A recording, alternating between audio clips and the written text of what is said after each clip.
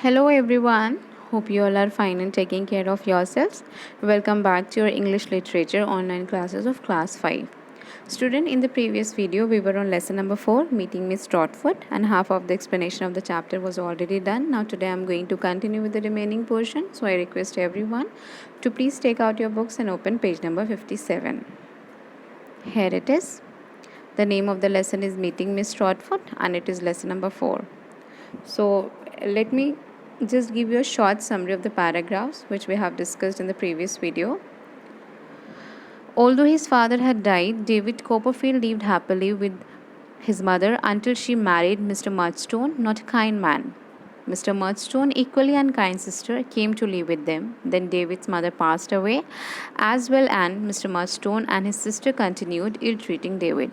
Okay, so they made him work in a factory instead of sending him to school. So what next David did? So David went in search of his only living relative. Who was the only living relative? His aunt, Miss Betsy Trotwood. Okay, Miss Betsy Trotwood. And finally, after walking a long distance, he reached her house. So when Miss Betsy Trotwood first saw David, she could not recognize David. Okay, who is he? But when David introduced himself at that time, she felt very sad, and later on, she called David into her house and just gave him a pair of trousers and a shirt, and then told to David, okay, David, you can sleep. And she has given David some strange kind of tonics also, because David was not in a good condition. Okay, student. So we have discussed this paragraph. Now I'm going to start with this. That was the beginning of my aunt's adoption of me. So what David is saying now, okay, that was the beginning of my aunt adoption of me. She wrote to Mr. Murdstone, and he and his sister arrived a few days later and was scolded by my aunt for the way they had treated me.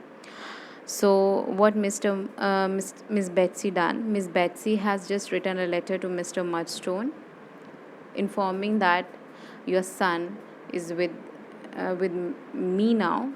Okay, then what happened? After a few days later, Mr. Murdstone came to the house of Miss Betsy, and Miss Betsy scolded to Mr. Murdstone because they ill-treated David.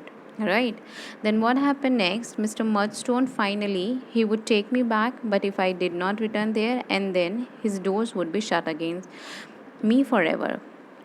Then what Mr. Murdstone said finally? He said, okay, if you are not coming with us today, then don't come to us. Then don't come to our home. Okay, this is the last time I'm asking you, okay, come with me. Otherwise, my house doors are shut for you.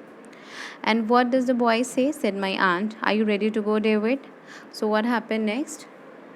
My aunt asked me, okay, whether I'm ready to go with them or not. So what did I reply? I replied no and pleaded with her not let to go me.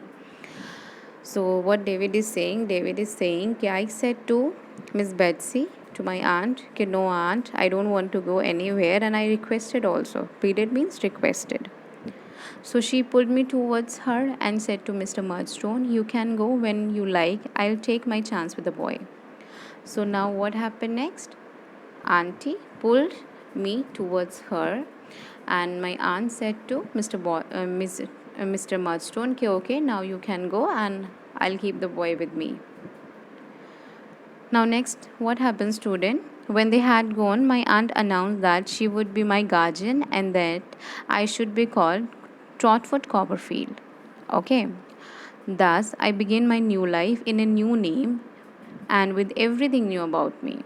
So now what David is saying? David is saying that was the first day of my adoption, and then aunt gave me a new name also. What was the new name? The new name was David Copperfield, and thus that was the beginning or starting of my new life.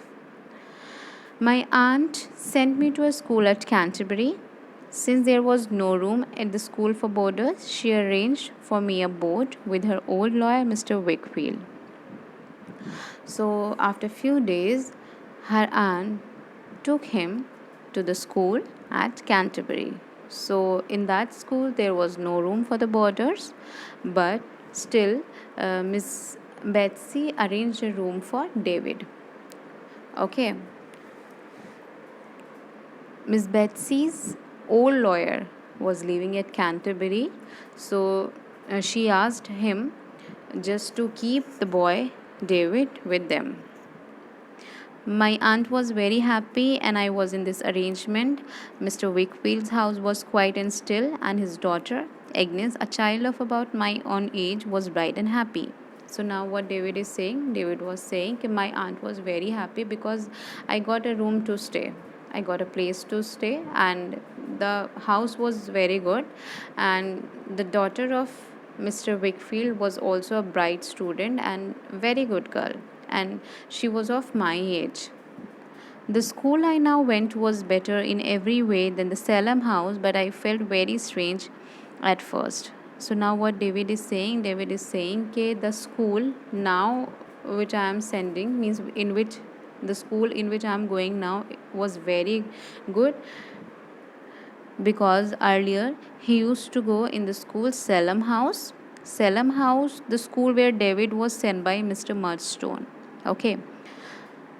It had been quite a while since I was at school with companions of my own age. It seemed to me that I have forgotten everything I have learned.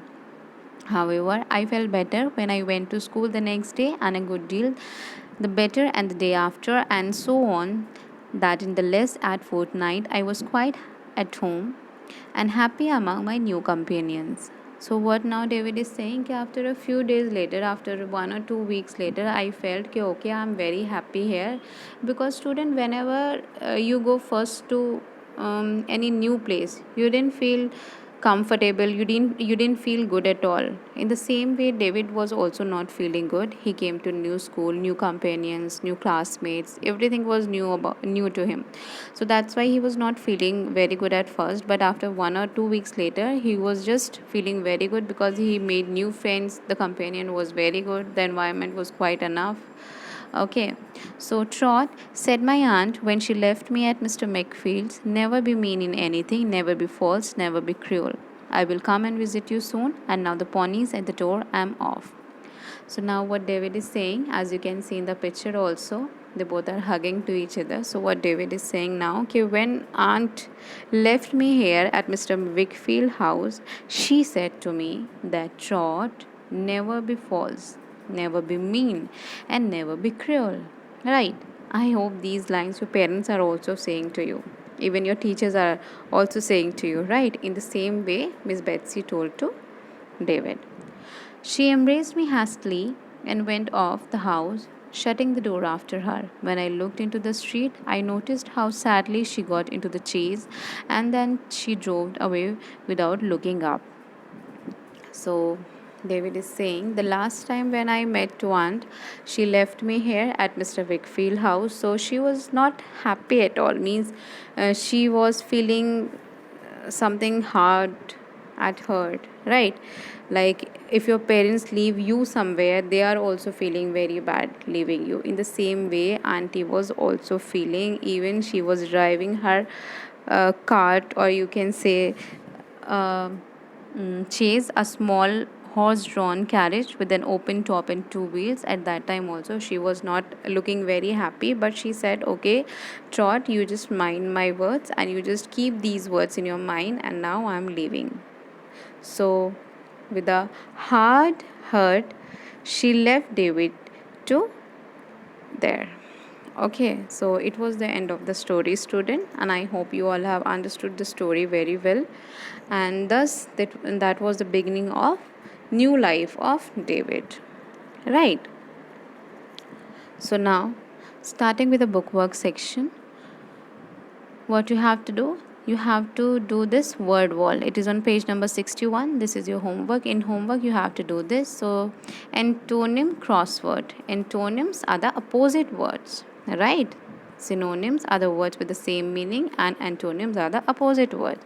So in this, the clues given below are antonyms of the words from the text. Follow the example and use the clues to fill in the crossword. So here you can see, here the crossword is given and here the clues are given. So you have to read these clues and you have to find out the antonyms of these words, and then you have to fill over here. Okay, like first one is noisy. So for noisy, these are the downside and these are the cross side. Down means like this and cross means like this. So noisy. Let me find one for you. Where is one? Could you find? Here it is, and it is already given. The opposite of noisy is quiet. Noisy means making noise, and quiet means not making noise. So the opposite word of noisy is quiet. In the same way, you have to complete this crossword. Okay, student, I hope you all have understood the homework very well. Now in the next video, we'll meet again with the remaining portion. Till then, all of you stay home, stay safe, and take care.